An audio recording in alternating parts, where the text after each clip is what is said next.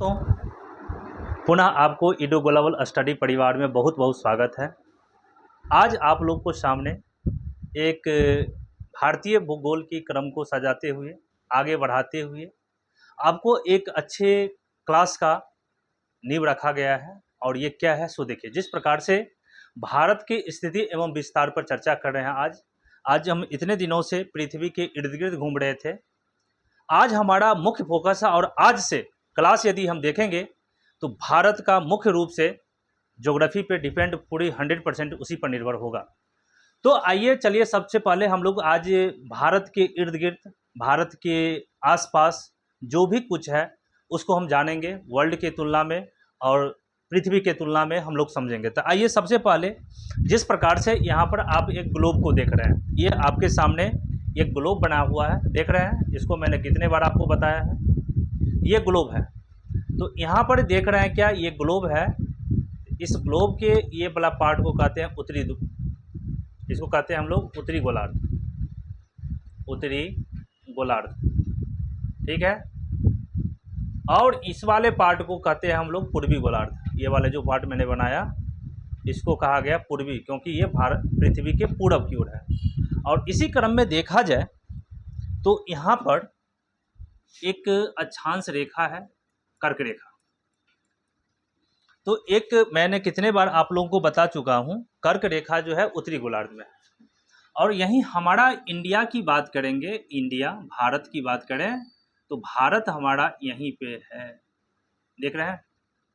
तो आपसे पूछा जाए सब बताइए, भारत जो है पृथ्वी के स्थिति क्या है, कहाँ पे है, किस स्थान अक्षांश पे है, किस देशांतर पे है, उसका चर्चा हम लोग आज काफ़ी डिटेल्स में इसके करने वाले हैं। तो पहला प्रश्न बनेगा, ये हम लोग का भारत है, भारत महान प्यारा भारत। और इस प्यारे भारत को हम जानते हैं जिस प्रकार से पूरे भारत में, पूरे पृथ्वी पर यूएनओ के द्वारा 193 देश है। कितने देश हैं? 193 देश है। उस 193 देश में मेरा भारत, मेरा प्यारा भारत भी 193 देशों में से एक देश है। और उसी 193 देश में से भारत को हम लोग आज ग्लोब से निकालेंगे और फिर धीरे धीरे पूरे भारत को एक एक बिंदु को, चाहे हम भौगोलिक रूप से इसका अध्ययन करेंगे, ज्योग्राफी में मानव भूगोल के रूप में करेंगे, प्राकृतिक भूगोल के रूप में करेंगे, राजनीतिक भूगोल के रूप में, सारा चीज भारत के भूगोलिक दृष्टिकोण से अध्ययन एक एक करके बारी बारी से हम लोग करेंगे। और आप लोग का क्लास धीरे धीरे आगे बढ़ते हुए एक आपको पूरे का पूरे क्रम के रूप में सजा के आपके पास रहेगा। तो हम लोग सबसे पहले ये जानने की कोशिश करेंगे, पूरे पृथ्वी के संदर्भ में हमारा भारत है तो है कहाँ। तो पहला क्वेश्चन हमारा बनता है, नंबर 1 क्वेश्चन आप लोग के सामने क्या है, भारत।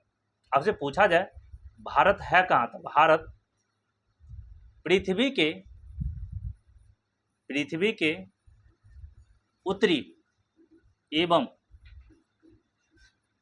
पूर्वी गोलार्ध में स्थित है, गोलार्ध में स्थित है। आज के बाद कोई भी पूछे पृथ्वी गोलार्ध ग्लोब में या पृथ्वी पर है कहाँ पे, तो यहाँ पर हमारा पृथ्वी है, यहाँ सॉरी भारत जो है हमारा यहाँ पे है।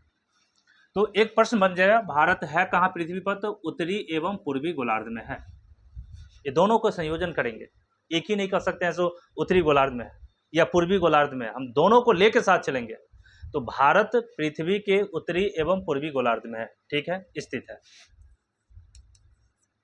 दूसरा पॉइंट है, तो जब यहाँ पर है तो कहाँ से कहाँ तक है, तो हम जानते हैं इस वाले बिंदु को यदि हम लोग कहाँ से कहाँ है इस बातें को जानेंगे तो देखिए यहाँ क्या है, 0 डिग्री अक्षांश है। और इसी तरह से 1 डिग्री 2 डिग्री जाते जाते यहाँ 90 डिग्री नॉर्थ हो जाती है। तो हमारा भारत का जो अक्षांशीय विस्तार है वो कहीं ना कहीं 0 से लेकर 90 डिग्री नॉर्थ के बीच है। तो है कहाँ वास्तव में, इसका विस्तार कहाँ है, तो भारत का जो अक्षांशीय विस्तार है उसको हम लोग मुख्य रूप से 2 प्रकार के रूप में बांट के देखेंगे। कैसे, सो देखिए, ये हमारा जो भारत है, समझने की कोशिश पहले करेंगे। ये हमारा जो भारत है, ये हमारा भारत यहाँ से लेके और ये हमारा ये भी भारत है, ये भी भारत है। और यहाँ पर एक लक्षद्वीप समूह है, ये भी भारत का अभिन्न अंग है, भारत का ही एक केंद्र शासित राज्य है। लेकिन अब जब भूगोल को अध्ययन करेंगे तो भारत के संदर्भ में एक संपूर्ण भारत का चर्चा करेंगे, बार बार आएगा, और एक मुख्य भारत का चर्चा करेंगे। तो इस क्लास में इस बिंदु को थोड़ा आप लोग बहुत ही बारीकी से समझेंगे। जब हम लोग मुख्य भारत कहेंगे, मुख्य भारत, तो मुख्य भारत का जब चर्चा करेंगे तो इसका मतलब हमारा जो मानचित्र है,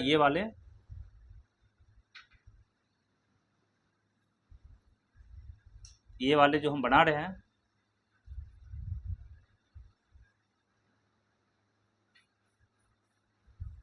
ये वाला है, सिर्फ इतना ही हम बात करेंगे। तो याद रखिएगा, जब मुख्य भारत की बात करेंगे हम लोग, तो यहाँ पर जो बगल में अंडमान और निकोबार है, इसको हम कंसीडर नहीं करेंगे और लक्षद्वीप को कंसीडर नहीं करते हैं।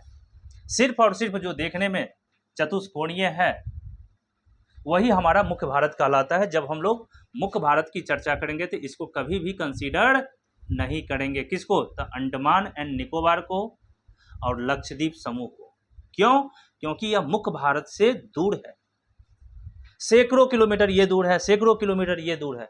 भारत का अभिन्न अंग है, यहाँ पर भारत का संविधान लागू है, भारत की तिरंगा लागू है, जनगण मन, सारी राष्ट्रीय गीत, राष्ट्रीय गान, पूरे संवैधानिक नागरिकता, सारी व्यवस्था यहाँ पर भारत के अनुसार चलती है।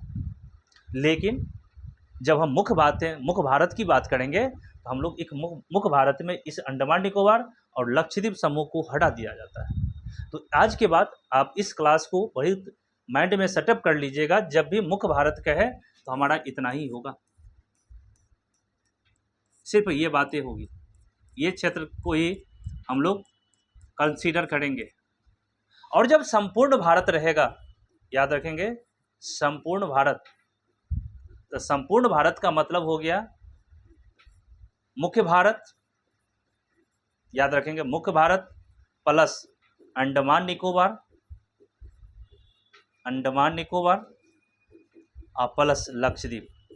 तो आशा करते हैं आप ये दोनों बिंदु को सभी बच्चे समझ गए होंगे। यदि कोई दिक्कत है तो बोलिए। मुख्य भारत और संपूर्ण भारत में अंतर समझे। मुख्य भारत का मतलब हो गया यही की बात करेंगे। और जब हमारे पास संपूर्ण भारत की होगी बात, तो पूरे ये भारत को लेते हुए अंडमान निकोबार को भी कंसीडर करेंगे और लक्षद्वीप को भी कंसीडर करेंगे। क्या? ओके, आगे बढ़ो। चलिए, तो एक बात ये समझ गए, दूसरी बात ये भी समझ गए, तीसरी बात ये भी समझ गए। सो बताइए, भारत पृथ्वी के उत्तरी एवं पूर्वी गोलार्ध में स्थित है। मुख्य भारत का मतलब हो गया हमारा यही भारत, जिसमें अंडमान निकोबार को कंसीडर नहीं करेंगे। यह है अंडमान निकोबार और यह है लक्षद्वीप समूह। इस दोनों को कंसीडर नहीं करेंगे तो इसको कहेंगे मुख्य भारत, इसको कहेंगे आप लोग मुख्य भारत। और जब इस मुख्य भारत में ये आ जाएगा तो ये संपूर्ण भारत में आ जाएगी, संपूर्ण भारत। अब आइए, अब हम लोग पढ़ जो रहे हैं, हमारे पास जो टॉपिक है भारत का स्थिति एवं विस्तार, कहाँ से कहाँ तक विस्तार है। तो चलिए, आशा करते हैं आप ये बिंदु समझ गए होंगे। अब हम लोग आगे बढ़ते हैं, समझने की कोशिश करेंगे। आइए, ये भी समझ गए भारत कहाँ है। तो भारत जो है उत्तरी और पूर्वी गोलार्ध में स्थित है। अब आइए समझने की कोशिश करेंगे। हमारा चौथा पॉइंट जो है, उस चौथा पॉइंट को देखिए क्या कर रहे हैं। सबसे पहले चौथा पॉइंट को देखिए क्या है। हमारे पास चौथा पॉइंट है मुख्य भारत का अक्षांशीय विस्तार,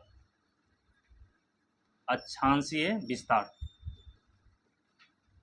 यहाँ मुख्य भारत बोला गया है, तो मुख्य भारत का मतलब मैंने बताया था यहाँ से लेके यहाँ तक की बातें होगी। इसको कंसीडर नहीं करेंगे, ना इसको कंसीडर करेंगे। तो मुख्य भारत हमारा कहाँ से स्टार्ट है? तो एक देखिए, यहाँ पर हम धीरे धीरे सारी बात को इसके अगले क्लास में हम चर्चा करेंगे। ये एक केरल राज्य है, ये हमारा भारत के केरल राज्य है। और इधर चलेंगे तो यहाँ तमिलनाडु है, ये तमिलनाडु है। और तमिलनाडु का एक क्षेत्र है सबसे दक्षिण में, इसका नाम है कन्याकुमारी। तो भारत का सबसे दक्षिणतम बिंदु यदि कहा जाए, हमसे पूछा जाए, तो यहाँ राज्य पूछा जाए तो कहेंगे तमिलनाडु, और तमिलनाडु का जो एक शहर है जिसका नाम है कन्याकुमारी। ये भारत का सबसे मुख्य भारत का नहीं, भारत का यदि बात करेंगे तो ये आ जाएगी।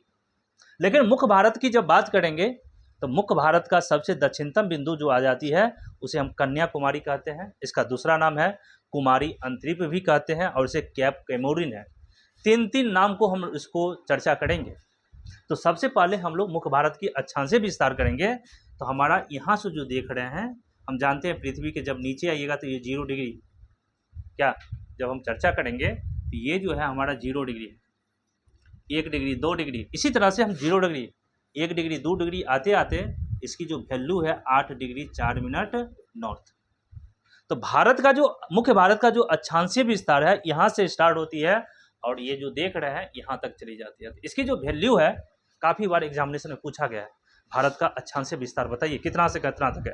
तो शायद मैंने आपको कभी जब हम अक्षांश रेखा बता रहे थे और देशांतर रेखा बताए थे तो भारत के संदर्भ में भी उस समय मैंने चर्चा किया था, और अभी भी मैं आपको चर्चा कर रहा हूँ। तो भारत का जो अक्षांशीय विस्तार है मुख्य भारत का, वो इसकी वैल्यू है, आप लोग इस चीज़ को देखेंगे, इसकी जो वैल्यू है 8 डिग्री 4 मिनट नॉर्थ टू से, मतलब 37 डिग्री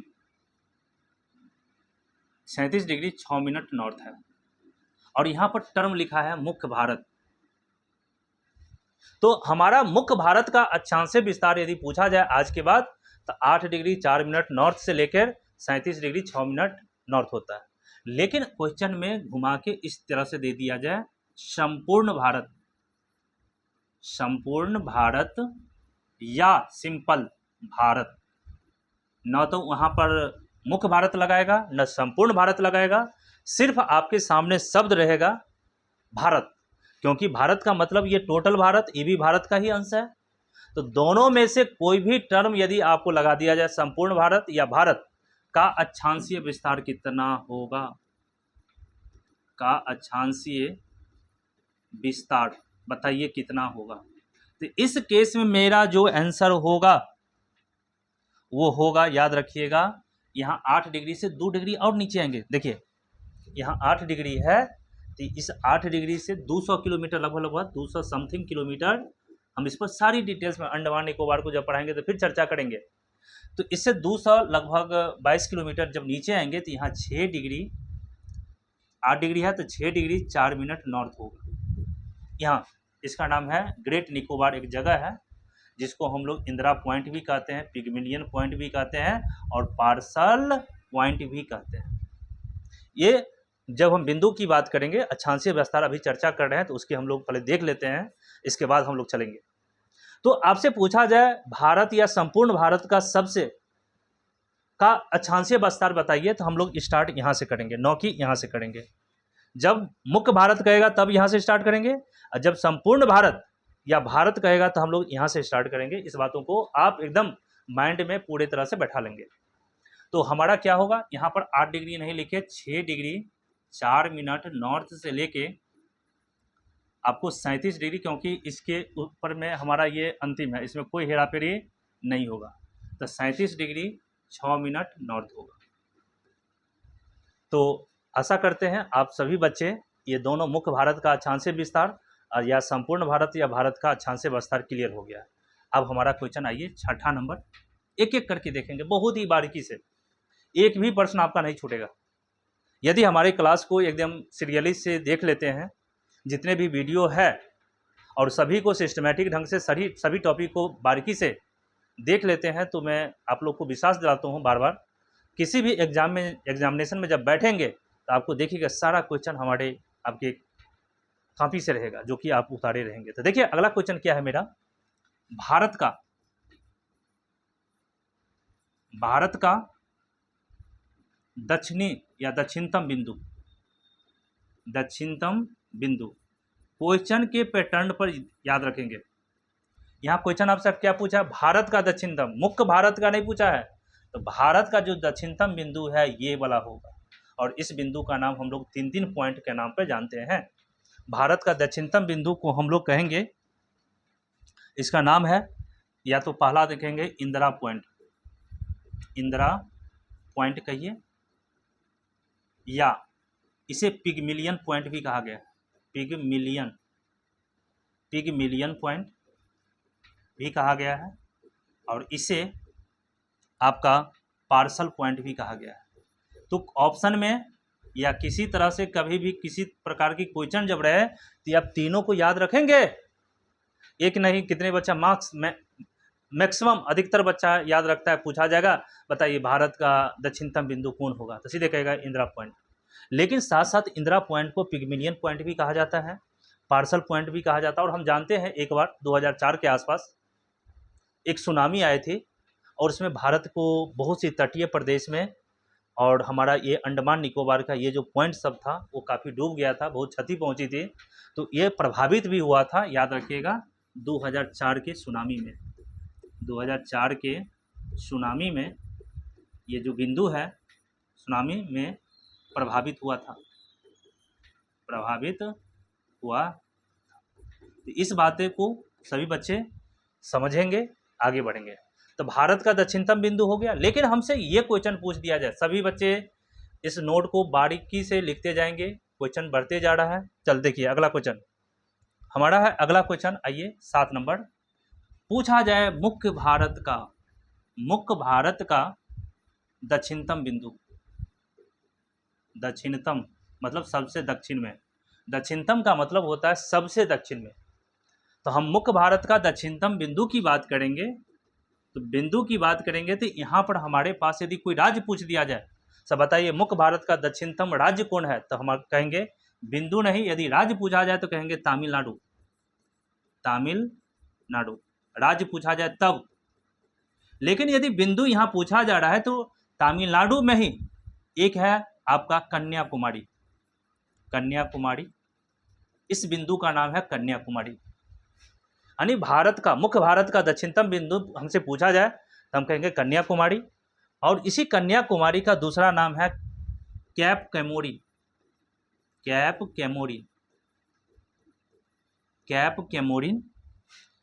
और इसी का अगला नाम है कुमारी अंतरीप।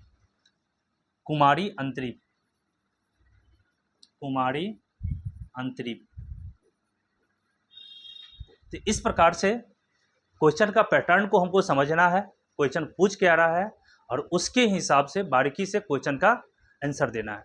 पूछा जाएगा भारत का दक्षिणतम बिंदु, तब इंदिरा पॉइंट, पिगमिलियन पॉइंट या पार्सल पॉइंट। और यहाँ जब ही भारत के जगह पर मुख्य भारत लगा दिया जाए तो मुख्य भारत का मतलब मैंने ये बताया था, ये और ये नहीं। तो जब मुख्य भारत पूछा जाए तो राज्य पूछा जाता है तमिलनाडु, और तमिलनाडु में ही एक पॉइंट है सबसे दक्षिण में, that is called Kanyakumari. Kanyakumari का ही दूसरा नाम है कैप कैमोरिन और दूसरा नाम है कुमारी अंतरीप। तो आशा करते हैं आपने जितने भी बिंदु पर मैंने चर्चा किया बहुत ही बारीकी से आप लोग समझे होंगे। अब आइए आगे चलते हैं, हम लोग का अगला पॉइंट क्या है। बहुत ही चलिए सभी बच्चे, हमको आशा करते हैं आप इसको नोट किए होंगे, नहीं नोट किए होंगे तो नोट कीजिए, नहीं नोट करना है तो इसका स्क्रीनशॉट लीजिए, बाद में उतारिए। लेकिन स्क्रीनशॉट वाला बातें मोबाइल तक ही सीमित हो जाती है, इसलिए आप मेरे साथ चलिए, सभी का नोट बनाते चलिए, तभी जाके आप इसका फ़ायदा उठाएंगे, अदरवाइज आप देखते ही रह जाएंगे। चलिए आगे चलते हैं हम लोग। 7वां पॉइंट के बाद हम लोग 8वां पॉइंट की चर्चा करते हैं। देखिए आइए 8वां पॉइंट की बात करते हैं हम लोग। यहाँ पर देखिए ये हमारा है, इसका जो अक्षांशीय विस्तार अभी बताए थे आप लोग को 37 डिग्री 6 मिनट 9। और ये क्या है, मुख्य भारत पूछे या भारत का सबसे उत्तरतम बिंदु है ये, क्योंकि दिशा हो गया तो ये आपका नीचे हो गया दक्षिण और ये हो गया उत्तर। तो ये भारत का, इसके बाद भारत खत्म हो जाती है, चाइना वगैरह आ जाती है। तो यहाँ पर हमारा 8वां पॉइंट है भारत का या मुख्य भारत, दोनों का आंसर यही होगा। मुख्य भारत का या मुख्य भारत का उत्तरतम बिंदु मतलब सबसे उत्तर में। इसका नाम जो है, इसका नाम है इंदिरा कॉल, याद रखेंगे। और इंदिरा कॉल कहाँ है, तो ये अब हो गया है लद्दाख में। और ये लद्दाख में है नहीं, एक सुने होंगे आप लोग POK, इसका मतलब होता है पाकिस्तान या पाक अधिकृत कश्मीर। पाकिस्तान अधिकृत कश्मीर में यह क्षेत्र है, लेकिन भारत सरकार आधिकारिक रूप से अपने ऑफिशियल रूप में अपने मैप में इस इंदिरा कॉल को दिखाता है, क्योंकि ये भारत का ही एक अभिन्न अंग है। लेकिन अभी वर्तमान में पाकिस्तान के द्वारा इसे अधिकृत कर लिया गया है। लेकिन आधिकारिक रूप से या हम लोग कभी भी भारत का मानचित्र बनाते हैं तो इस क्षेत्र को हम लोग हर एक रूप से कंसीडर करेंगे और करते आ रहे हैं। तो यदि पूछा जाए, बताइए भारत या मुख्य भारत का उत्तरतम बिंदु क्या है, तो उस बिंदु का नाम है इंदिरा कॉल, जो अभी लद्दाख का पार्ट है। लेकिन वर्तमान में यह देखा जाए तो पाकिस्तान के द्वारा इसे अधिकृत कर लिया गया है और इसे पीओके कह सकते हैं। ये है वर्तमान में कहाँ, तो पीओके में। तो आशा करते हैं इतने बिंदु पर आप क्लियर हो गए होंगे। अब आइए चलते हैं। तो ये तो हमारा भारत का उत्तरतम बिंदु था और दक्षिणतम बिंदु था। अब हम लोग जानने की कोशिश करेंगे, भारत का अक्षांशीय विस्तार हो गया, अब हम देशांतर विस्तार को चर्चा करेंगे। तो हम लोग आगे बढ़ते हैं, थोड़ा गौर से समझेंगे। नेक्स्ट पेज, सभी बच्चे उसको उतार लिए होंगे। 9वां पॉइंट पे आइए। देखिए 9वां पॉइंट की बात करेंगे, जिस प्रकार से हम लोग एक भारत का मानचित्र बनाते हैं। देखिए ये भारत है, ये भारत है,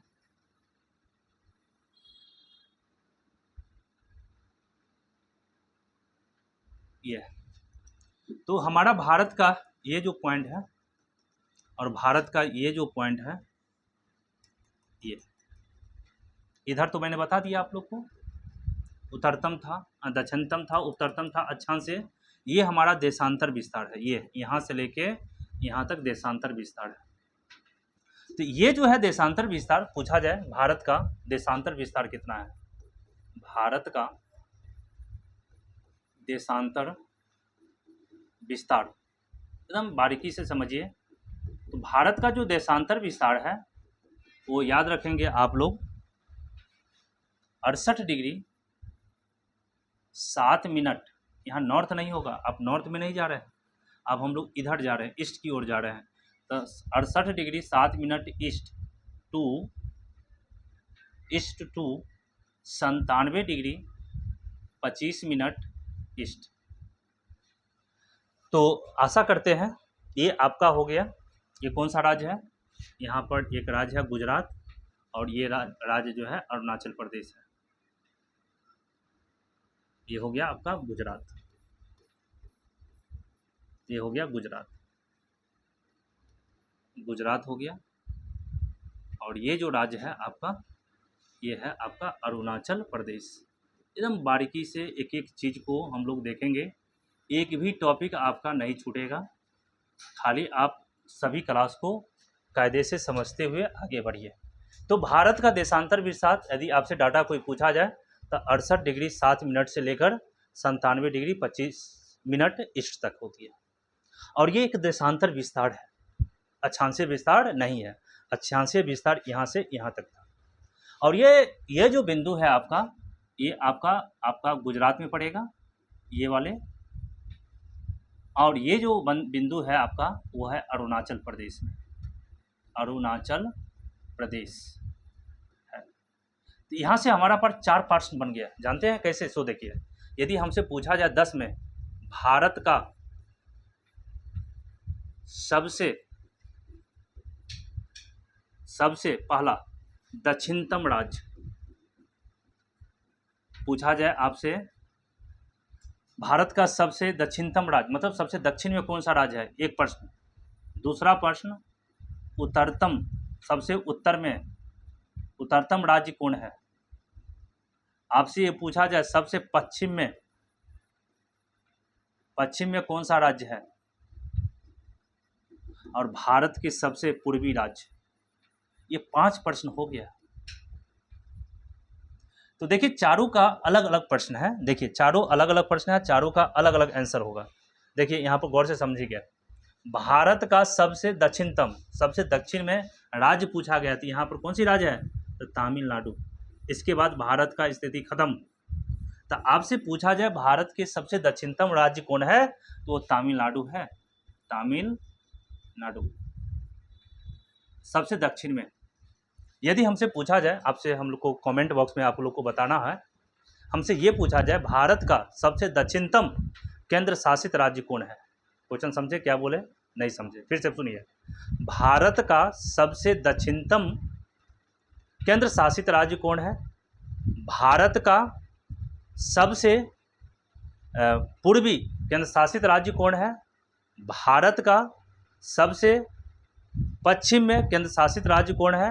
और भारत के सबसे उत्तर में केंद्र शासित राज्य कौन है, उसके बारे में थोड़ा आप लोग बताएंगे। चलिए आगे बढ़ते हैं हम लोग। देखिए आपको कमेंट बॉक्स में बनाना है, जिस प्रकार से मैंने आपको यहाँ पर 4 प्रश्न बता रहे हैं, ये 4 प्रश्न में आपको क्या बताना है। भारत का सबसे दक्षिणतम केंद्र शासित राज्य कौन है। भारत का सबसे पूर्व में केंद्र शासित राज्य कौन है। भारत के सबसे पश्चिम में सबसे केंद्र शासित राज्य कौन है। और भारत के सबसे उत्तर में केंद्र शासित, यानी चारों दिशा में सबसे अंतिम केंद्र शासित राज्य कौन है। और मैं अभी आप लोगों को भारत के चारों दिशा के अंतिम में राज्य कौन कौन है उसका मैं व्याख्या कर रहा हूं। तो भारत के सबसे दक्षिणतम राज्य की बात किया जाए तो यहाँ पर देख रहे हैं तमिलनाडु है। हम लोग काफ़ी चीज़ समझेंगे। पहले आप लोग सिर्फ राज्य का, आज की क्लास में मैंने आपको एकदम छोटी छोटी बातों का चर्चा किया है। तो ये तमिलनाडु होगा। भारत का सबसे उत्तरतम राज्य की बात किया जाए तो हम यहाँ पर यूटी को भी कंसीडर कर लेते हैं। यहाँ जो होगा वो होगा लद्दाख, क्योंकि राज्य की बात करेंगे तो राज्य कोई और आ जाएगी, उसको हम नेक्स्ट क्लास में या कभी टॉपिक की बात होगी तो हम चर्चा करेंगे। लेकिन यहाँ भारत का सबसे उत्तरतम राज्य नहीं, यूटी की बात करेंगे तो वह हमारा है लद्दाख। और पश्चिम में यदि राज्य कहा जाए तो ये है गुजरात। भारत के सबसे पश्चिम में गुजरात आ जाएगी। और भारत के सबसे पूर्वी की बात करेंगे तो यहाँ पर अरुणाचल प्रदेश होगी। अरुणाचल प्रदेश, ये आप लोग समझ गए। 11वां पॉइंट हम लोग जो बताने वाले हैं, भारत का जो देशांतर विस्तार है ये। लेकिन आपसे ये पूछा जाए भारत का सबसे पश्चिमी बिंदु कौन है, ये वाले सबसे पश्चिमी बिंदु बताइए। और भारत का सबसे पूर्वी बिंदु कौन होगा वो बताइए। राज्य नहीं, बिंदु, एकदम लास्ट पॉइंट कौन है। तो ये 2 क्वेश्चन को हम लोग बनाते हैं। तो भारत का सबसे पश्चिमी बिंदु, भारत का सबसे पश्चिमी बिंदु की बात किया जाए हमसे, तो याद रखेंगे ये पश्चिमी बिंदु है, इसको हम लोग कहते हैं, यहाँ पे एक बिंदु है उसको कहते हैं गोरमोता। गोरमोता एक जगह है, वो गोरमोता है। इसको भी 2-3 नाम से जानते हैं, बताइए आप लोग कमेंट में भी बताना है या हम अभी बताते हैं। बताइए भारत का सबसे पश्चिमी बिंदु का नाम, एक है गोरमोता, दूसरा बता सकते हैं आप लोग, बताइए दूसरा जो बिंदु है उसको क्या कहते हैं। तो दूसरा जो है इसको हम लोग सरक्रिक, याद रखेंगे, सरक्रिक बिंदु भी कहते हैं। और इसे नारायण सरोवर भी कहते हैं, नारायण सरोवर। तो जिस प्रकार से मैंने पिछले क्लास में बताया था, इसको कन्याकुमारी भी कहते हैं, कैप कैमोरिन भी कहते हैं क्या, या कुमारी अंतरिक्ष भी कहते हैं। उसी प्रकार से भारत का सबसे पश्चिमी बिंदु है उसे गोरमोता भी कहते हैं, सरक्रिक बिंदु भी कहते हैं, या नारायण सरोवर भी कहते हैं। और ये जो तीनों बिंदु है वो गुजरात में है, ये गुजरात में है, अरब सागर के साथ लगा हुआ है, अरब सागर। और 12वां पॉइंट की बात करें तो हमसे पूछा जाए भारत का सबसे पूर्वी बिंदु जो है वो जो अभी जस्ट बताए थे 97 डिग्री 25 मिनट ईस्ट, वहाँ पर एक है जगह अरुणाचल प्रदेश में, क्योंकि राज्य है तो सबसे अरुणाचल प्रदेश है ही। और अरुणाचल प्रदेश में एक पॉइंट है, बिंदु है, जगह है, जिसे हम लोग किबीथू कहते हैं, किबीथू। इस बिंदु को हम लोग नाम भी लिख लेंगे, इसको हम लोग किबीथू कहेंगे, किबीथू।